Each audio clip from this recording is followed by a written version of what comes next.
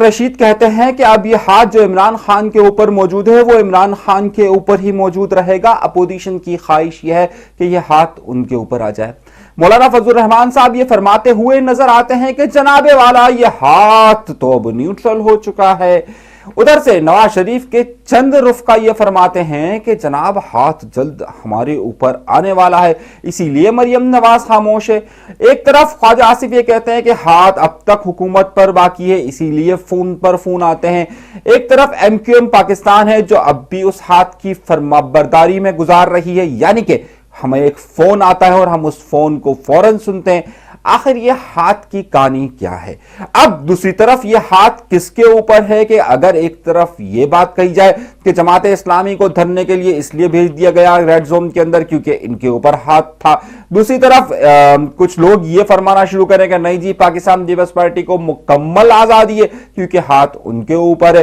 اب ایک طرف یہ کہے کہ کوئی آفاق احمد پر ہاتھ آ گیا ہے. آخر یہ ہاتھ کی کہانی ہے کیا؟ آج کا جو اہم موضوع اور آج کا جو کالم میں آپ کی نظر کرنے والا ہوں اس ہاتھ کا ڈر اور اس ہاتھ کا عمل ہے.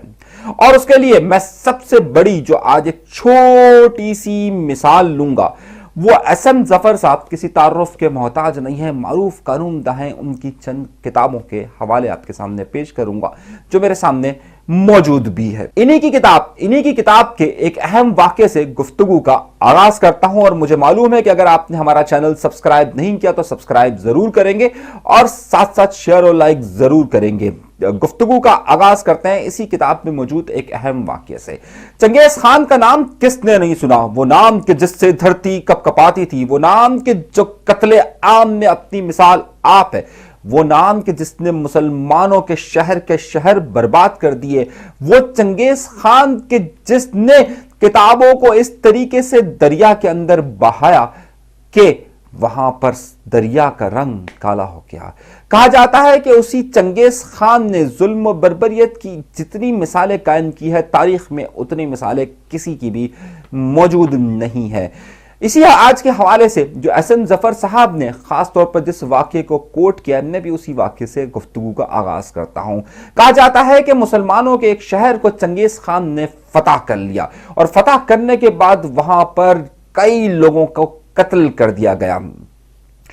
وہاں پر جتنی مساجد تھی اس کے اندر گھوڑے باندھ دیے گئے. جو شہر کی سب سے عالیشان مسجد تھی اس کے اندر بھی گھوڑے باندھ دیے گئے. اس مسجد کے جو امام تھے جو بہت بڑے عالم اس شہر کے تصور کیے جاتے تھے اور صوفی بزرگ بھی انہیں کہا جاتا تھا.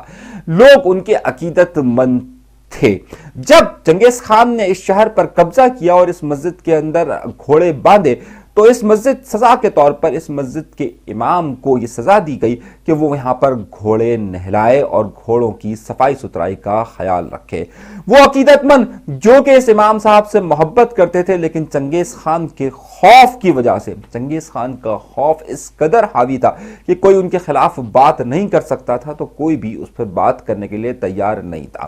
دلوں کے اندر ہمدردیاں ضرور رکھتے تھے لیکن اس تلوار کی نوک سے ہر وقت ڈرا کرتے تھے. ایک دن جب انہوں نے دیکھا کہ اس امام صاحب کی حالت بہت زیادہ خراب ہے اور وہ گھوڑوں کی صفائی ستھرائی اور ان کی مالش کرنے میں مصروف ہے تو ان کا دل جلا. ایک جمع ہوا، دوسرا جمع ہوا، تیسرا جمع ہوا اور چوتھا جمع ہوا اور پھر پانچواں جمع ہوا. 5-6 لوگوں نے ادھر مل کر امام صاحب کے پاس گئے اور کہا کہ ہمیں یہ آپ کی حالت دیکھ کر انتہائی افسوس اور دکھ ہوتا ہے کہ آپ اس حال میں موجود ہیں. آپ اتنے بڑے عالم دین ہیں، آپ کے پاس علم اتنا زیادہ موجود ہے، آپ نے اتنی کتابیں پڑھی ہوئی ہیں، آپ ایک نیک بزرگ ہیں اور آپ اللہ کی طرف سے ہم سب کو نماز کی ادائیگی کرواتے ہیں. اس کے باوجود آپ کا یہ حال دیکھ کر ہمارا دل جو ہے وہ افسوس کرتا ہے. تو وہ صاحب نے جو جملہ کہا وہ تاریخ کے اندر لکھا جا چکا ہے اور اکثر جگہوں پر آپ نے اسے کوٹ سنا بھی ہوگا. عالم دین صاحب فرماتے ہیں کہ چنگیز خان اللہ کا عذاب ہے ہم پر، چنگیز خان اللہ کا عذاب ہے ہم پر اور یہ ہمارے اعمال کا نتیجہ ہے. ہمارے اعمال کیونکہ درست نہیں تھے تو اللہ تعالیٰ نے سزا کے طور پر چنگیز خان کو ہم پر نازل کیا ہے جو یہ سارے ظلم و ستم کر رہا ہے. بات یہیں پر آ کر ختم ہو جاتی تو شاید کچھ اور تھی لیکن وقت گزرتا گیا اور پھر یہ اطلاع ایک سے دوسرے پر، دوسرے سے تیسرے پر، اور پورے شہر میں جنگل کی آگ کی طرح پھیل گئی کہ جو شہر کی مسجد کے سب سے بڑی مسجد کے سب سے بڑے امام اور سب سے بزرگ سمجھے جانے والی شخصیت ہے، ان کا کہنا یہ ہے کہ چنگیز خان اللہ کا عذاب ہے۔ جب یہ بات وہاں پر پھر جب پورے شہر کے اندر پھیلتی ہے تو پھیلتے پھیلتے پھر وہاں پر شہر مختلف فوجیوں کو بھی پتہ چلنا شروع ہو جاتی ہے، فوج سے پھر سپہ سالار کو پتہ چلتی ہے، اور سپہ سالار کے بعد ایک بار بادشاہ کے دربار کے اندر یعنی چنگیز خان کے دربار کے اندر اس بات کا ذکر ہوتا ہے کہ جناب والا یہ جو امام سب سے بڑی مسجد کا امام موجود ہے وہ یہ ہمارے متعلق کہتا ہے کہ یہ اللہ کا عذاب ہے۔ تو وہاں پر ایک صاحب موجود ہوتے ہیں، ظاہر ہے بادشاہوں کے چمچے تو بہت سارے موجود ہوتے ہیں، ایک صاحب کھڑے ہوتے ہیں اور کہتے ہیں اس نے چنگیز خان کی شان گستاخی کی ہے، میں اس کا سر تن سے جدا کر دوں گا۔ دوسرا اس سے بڑا چمچا ہوتا ہے، اس سے زیادہ خوشامدی ہوتا ہے، وہ کہتا ہے اس کی سزا اتنی عبرتناک ہونی چاہیے کہ پورا شہر دہل کر رہ جائے۔ چنگیز خان تو ویسے ہی قتل عام کو پسند کیا کرتا تھا۔ تیسری طرف ایک اور شخص کھڑا ہوتا ہے اور وہ کہتا ہے کہ ایسی سزا کہ تاریخ میں اس کی کوئی آپ مثال نہ ملے۔ چنگیز خان ان ساری باتوں کو سنتا رہتا ہے اور سننے کے بعد پھر کہتا ہے، یہ جملہ تاریخ میں ذرا غور سے سمجھیے گا، وہ کہتا ہے اس شخص کو کہنے دو، اور یہ شخص جتنا کہتا ہے اسے کہنے دو، اور یہ بات سے مسلمانوں کے ایک شہر میں نہیں بلکہ مسلمانوں کے جتنے بھی شہر ہیں اس میں پھیل جانی چاہیے کہ چنگیز خان اللہ کا عذاب ہے اور وہ ان کے اعمال کی وجہ سے آیا ہے۔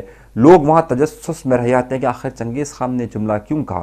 چنگیز خان بعد میں اپنے جملے کو مکمل کرتے ہوئے پھر مزید آگے کہتا ہے کہ یہ بات ان کے ذہنوں میں بٹھا دینی چاہیے کہ یہ کہ میں ان پر عذاب ہوں، ان پر جتنا زیادہ میرا خوف رہے گا اور یہ خوف یہ سمجھ کر کرتے رہیں گے کہ یہ اللہ کی طرف سے مجھے نازل کیا گیا ہے تو یہ لوگ میرے غلام رہیں گے اور مسلمانوں میں کبھی بھی میرے خلاف بغاوت نہیں ہوگی۔ وہ یہی سمجھتے رہیں گے کہ میں اللہ کی طرف سے عذاب ہوں، میں اللہ کی طرف سے عذاب ہوں، تو کوئی بھی میرے خلاف نہیں بولے گا۔ یہیں پر گفتگو کو شامل کرتے ہوئے میں ایس ایم ظفر صاحب کی مثال لیتا ہوں۔ ایس ایم ظفر صاحب نے جب یہ واقعہ کوٹ کیا تو کوٹ کرنے کے بعد وہ پھر کہتے ہیں کہ اسی طریقے سے جب کبھی بھی ڈکٹیٹرشپ یا آمریت یا حکومتیں ہوتی ہیں وہ اپنے خوف کو برقرار رکھنے کی کوشش کرتی ہے، وہ کہتی ہے کہ ہمارا خوف ہر صورت میں برقرار رہے۔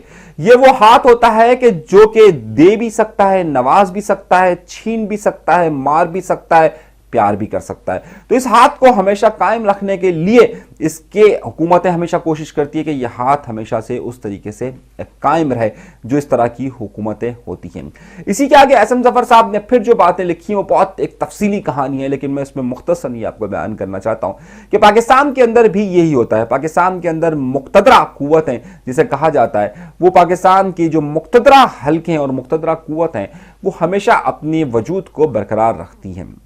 حکومت کوئی بھی ہو، چاہے وہ نواز شریف صاحب ہو، وہ عمران خان صاحب ہو، یا پھر علاقائی طور پر مولانا فضل الرحمان خیبر پختونخوا کے اندر ہو، ایم کیو ایم کراچی شہر کے اندر ہو، یا پھر دیگر سیاسی جماعتیں ہو، ان سب پر یہ بات کہہ دی جاتی ہے کہ جناب آپ ان مقتدرہ قوتوں کے بغیر کچھ بھی نہیں ہیں اور آپ کی عوامی حیثیت کوئی حیثیت نہیں رکھتی ہے۔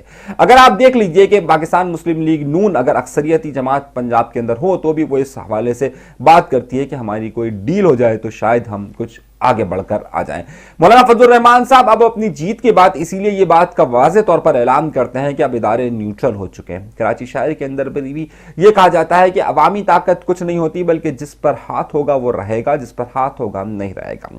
تو دوسرا سوال یہ ہٹتا ہے کہ جب ان سب لوگوں پر ہاتھ ہوتا ہے کیا ان سب لوگوں پر ہاتھ ہونے کی وجہ ہوتی ہے؟ تو بالکل، جب ضرورت ہوتی ہے تو بالکل ان سب پر ہاتھ ہوتا ہے، لیکن جب ضرورت نہیں ہوتی ہے اور جب کسی کی بھی ضرورت نہیں ہوتی ہے تو ہر شخص یہ سمجھتا ہے کہ اس کے اوپر ہاتھ موجود ہے اور وہ ہاتھ اسی کو چلا رہا ہے۔ اگر نہیں بھی ہوتا تو وہ دوسرے لوگوں کو یہ بتانے کی کوشش کرتے ہیں کہ جناب ہاتھ ہمارے اوپر موجود ہے۔ یہی بات آج کل پاکستان کی سیاست کے اوپر حاوی ہے۔ ہر شخص یہ کہنے پر تلا ہوا ہے کہ جناب ہاتھ ہم پر ہے، کوئی کہتا ہے ہاتھ ہم پر نہیں ہے، کوئی کہتا ہے ہاتھ ہم پر رکھ دو، اور اس کا خوف اور صرف اس کے خوف اور اس کے احساس سے کہ اگر صرف یہ بتا دیا جائے کہ جناب ہم اس کے اوپر ہاتھ آ چکا ہے تو سمجھیے وہ ہاتھ آگے کچھ بھی نہ کرے، صرف یہ اگر بتا دیا جائے کہ یہ ہاتھ اس کے اوپر آ چکا ہے تو وہ یہ سمجھتا ہے کہ اب اس کے لیے حکمرانی عوام کے اندر آسان ہو جاتی ہے، اس کے لیے حکمرانی عوام کے اندر آسان ہو جاتی ہے۔ یہی بات، یہی تصور جو ہے وہ ہر جگہ پر موجود ہے، اور یہ تصور ظاہر ہے جو سلیکٹر سے لے کر سلیکٹڈ تک کا تصور ہے وہ سب کے سامنے موجود ہے۔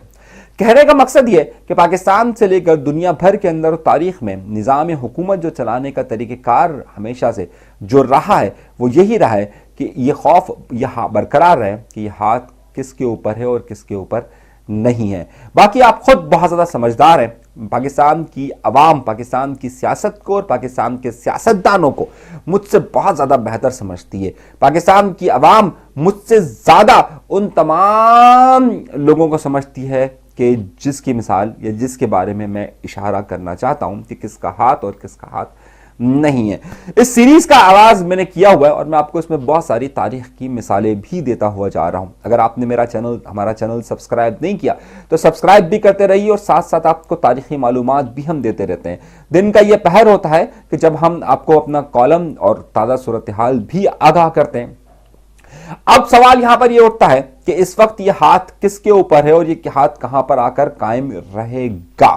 تو سوال کو یہیں پر چھوڑتے ہیں اور اپنے اگلے پروگرام میں اس گفتگو کا آغاز کریں گے، اور پھر ہم کچھ اور تاریخی مثالیں دے کر آپ کو بتائیں گے کہ یہ معاملات ہیں کیا۔ تو یاد رکھیے گا کہ جو کوئی بھی نظام حکومت چلا رہا ہوتا ہے، چاہے وہ کھل کر اقتدار کر رہا ہو، چاہے وہ نادیدہ قوت ہوں، چاہے وہ خلائی مخلوق آپ اس کو نام دے دیں، چاہے آپ مقتدرہ حل کے نام دے دیں، وہ ہمیشہ اس بات کو کہتی ہیں کہ عوام کے اندر اس بات کو زیادہ سے زیادہ پروپیگیٹ ہوتے رہنا چاہیے کہ جناب یہ ہاتھ ہے، اور جب تک یہ رہے گا تو پھر لوگ اسے خلاف نہیں بولتے ہیں۔